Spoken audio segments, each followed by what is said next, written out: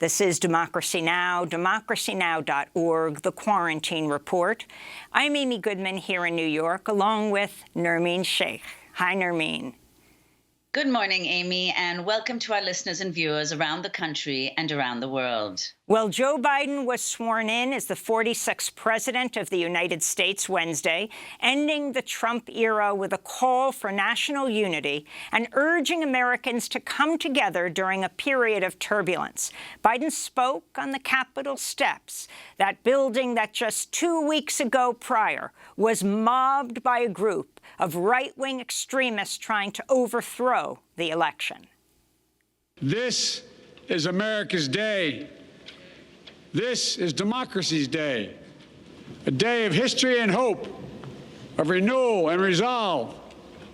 Through a crucible for the ages, America has been tested anew, and America has risen to the challenge.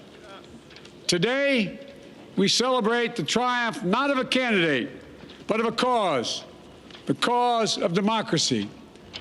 The people, the will of the people has been heard, and the will of the people has been heeded. We've learned again that democracy is precious, democracy is fragile, and at this hour, my friends, democracy has prevailed. So now, on this hallowed ground where just a few days ago, violence sought to shake the Capitol's very foundation, we come together as one nation, under God, indivisible, to carry out the peaceful transfer of power as we have for more than 2 centuries. This is a great nation. We are good people. And over the centuries, through storm and strife, in peace and in war, we've come so far, but we still have far to go. We'll press forward with speed and urgency, for we have much to do in this winter of peril and significant possibilities. Much to repair, much to restore, much to heal, much to build, and much to gain. Few people in our nation's history have been more challenged or found a time more challenging or difficult than the time we're in now. Once-in-a-century virus that silently stalks the country. It's taken as many lives in 1 year as America lost in all of World War II.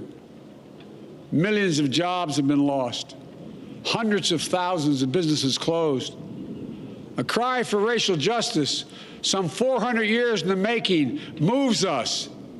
The dream of justice for all will be deferred no longer.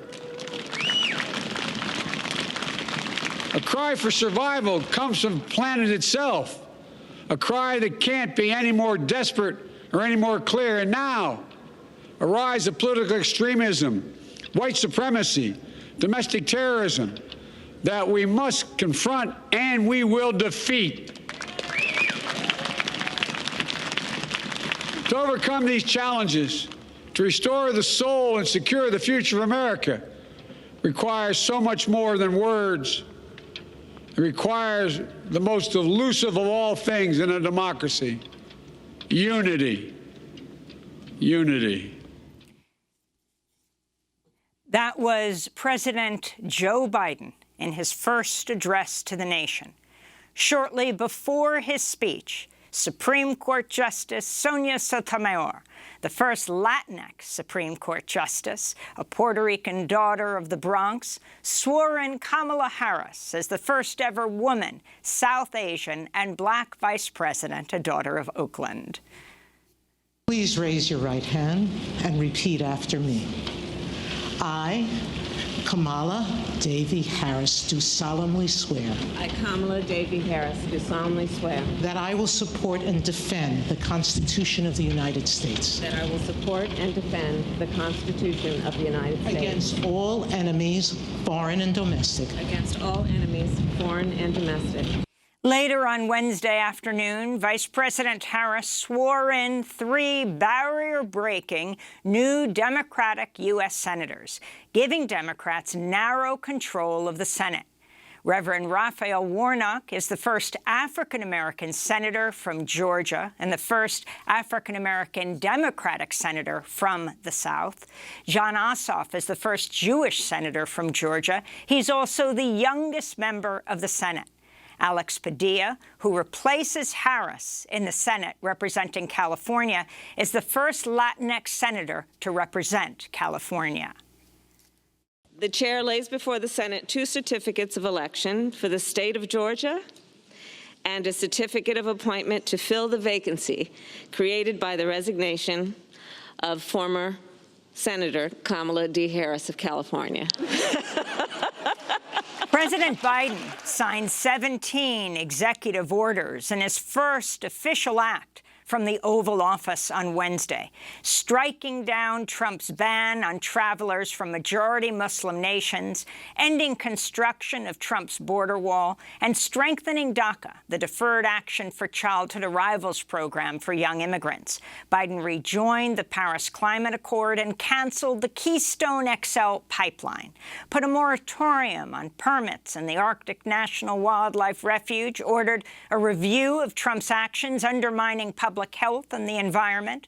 President Biden extended a federal moratorium on evictions and a pause on student loan payments and interest.